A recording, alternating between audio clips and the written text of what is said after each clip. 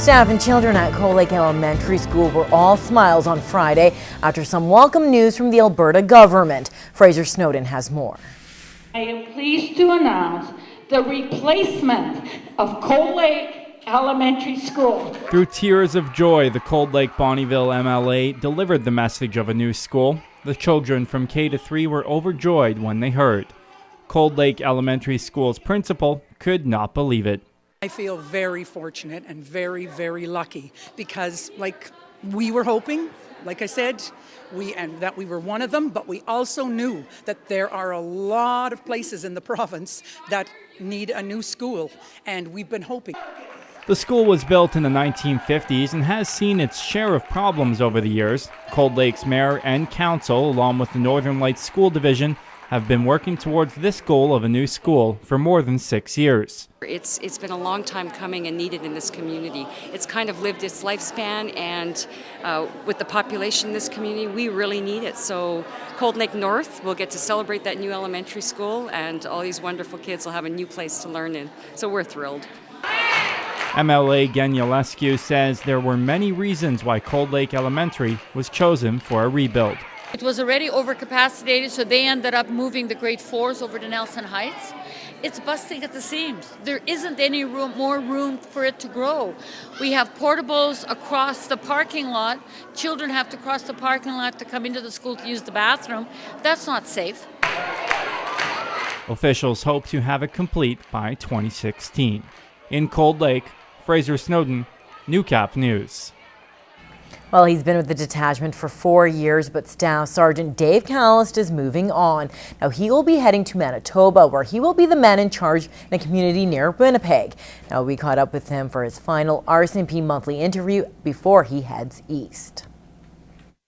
So kind of a bittersweet interview. So this is our very last one with you as you are heading to Manitoba. Yep, that's right. I was successful in being promoted to Selkirk Detachment in Manitoba, which is just outside of Winnipeg. So that's where we're moving. That's our next post. So we're excited to be moving, but we're also sad to be leaving Lloydminster. So I just kind of wanted to know what some of your favorite memories have been, or some of the bigger events that you've taken part of and you're quite proud of. The drugs and gangs, the situation that we have dealt with over the last 4 years since I came and before that, I think that the members here have done an excellent job of really putting the pressure on the bad guys in Lloydminster, and we've seen, I think we've seen the results of that effort. And certainly it's led to a safer community. So we've seen property crime come down. We've seen some of our bigger players in the drug scene go to jail, and that certainly is something that I'm very proud of, especially with the members here that have put in that effort.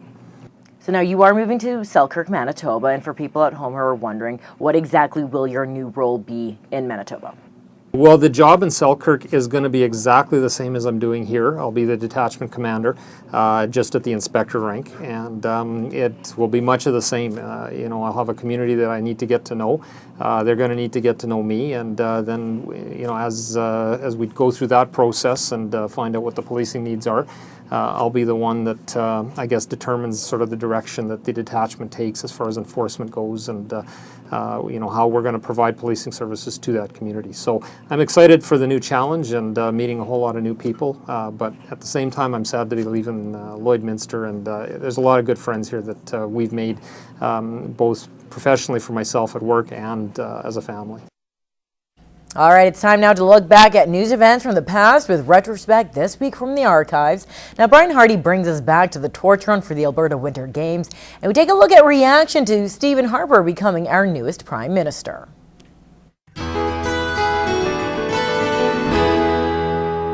This week in 2006, Stephen Harper is sworn in as Canada's newest Prime Minister. Grade 12 students at one border city school spent the morning watching the swearing-in ceremony of Stephen Harper and his cabinet.